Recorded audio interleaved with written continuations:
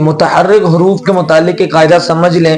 متحرک کسے کہتے ہیں کہ جس بھی حرف کے اوپر قرآن میں زبر زیر پیش کوئی ایک حرکت ہو اس حرف کو متحرک کہتے ہیں. اس کے بارے میں قاعدہ یاد رکھیں کہ متحرک حرف کے اندر 3 بڑی غلطیاں عام طور پر کی جاتی ہیں.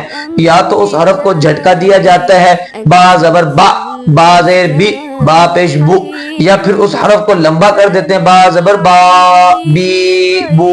تو جھٹکا دینا یہ بھی غلط ہو جائے گا، لمبا کر کے پڑھنا یہ بھی غلط ہو جائے گا.